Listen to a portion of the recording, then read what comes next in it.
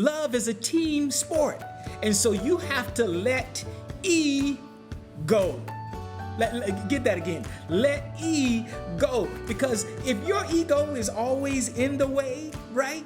It's just not going to happen. It's not going to work. And know this, some arguments are too expensive to win.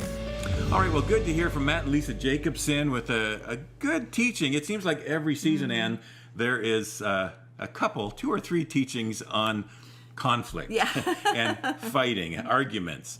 And so how to have a good one is a good topic for sure. Doesn't matter how long you've been married, you're always going to have those conflict times where you're butting heads and you're absolutely sure you're right. I know we had one of those recently where I was 100% sure I was right. And he just wasn't getting it. And I just had to keep explaining it to him. But it wasn't until Ron said, okay, just listen, hear me out. And I said, okay. Then he's told his side of it. And I thought, wait a second. You know what? He's right. And it just totally... Sorry, what did you say? I was what? I said, you were right. Okay. Which really shocked me because I was so sure I was right. Yeah. So it doesn't matter how long you're married, because when you're really sure you're right, pride is just all over you. You're saying, you know what, if you would just listen to me, you would see how right I am. But we got to kind of let pride go and swallow our pride, say, okay, I'm going to listen to you and hear you out because actually you could be right. It's been said conflict is inevitable in marriage, but combat is optional. Yeah, and so that's true. So let's chat about this a little bit. What do you guys think? Well, I don't know about you guys, Eric and Kara, or Mike and Diane, but I'm always right. So, you know, I'm just kidding. I actually took note of when they were saying about stacking, and my husband actually likes to call it something else when I'm worrying. He says snowballing, but essentially they're the same thing, adding and adding and adding. And so I can see how in an argument, it's just not a good thing, because I know when I'm worrying or complaining about something and he says, don't add and add and add, what happens is that becomes a big unmanageable ball or a big unmanageable stack. We actually have a stack of books here, our laptop recording. And you know, if it was just one book, it'd be easy to carry, but this stack here would be harder to carry and more unmanageable. So when we do that in an argument, it just becomes more unmanageable to really tackle. So I took note of that to be careful of next time we go at it. Yeah, that's great. You know, we often say that we've learned so much just by being a part of a Better Us. We certainly didn't come into this with a perfect marriage, still don't have a perfect marriage. But one thing that sticks with me, I think, Ron, actually, you said it in season 1 that has stuck with me this whole time, is that when there's a clear winner and a clear loser in an argument, that you both lose. Nobody wins. That has stuck with me, and I often think of that when we're arguing. And I think that's a good thing to remember. Yeah, work toward the win-win. Yeah. Yeah. Yes. Well, okay, guys, huddle up. Little pep talk. Listen, we need to understand, right, that love is a shared experience. Better said, love is a team sport. And so you have to let E go.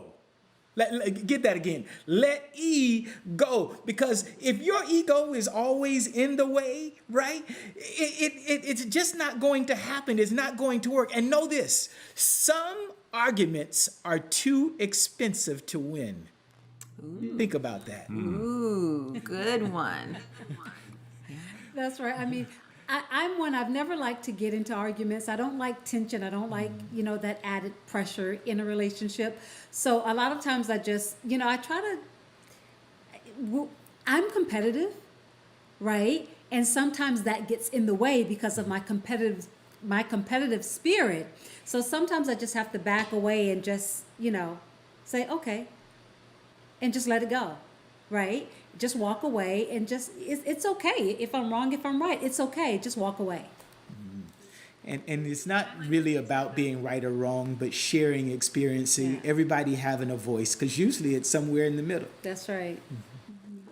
And I don't think it's wrong to share either what you're feeling. Like they were talking about how two people coming in with two different opinions. And I think sometimes we have to realize that you don't have to get defensive if they're sharing their opinion, that just hearing them out and understanding and just really accepting where they're coming from. I think that also makes a big difference. And watching your tone, like just kind of expressing it and watching your tone, because I think that could lead the conversation somewhere else. Yeah, and they said don't accuse, just explain how you feel. Just explain how you make it feel, how it makes you feel. And in our experience, we're similar to Dan and Danielle, where one of us is a stacker. I won't say who it is, but it's not me. And one of us is a stacker. And when that happens, like I do feel like I need to like back up. Okay, wait, you said 2 or 3 things there.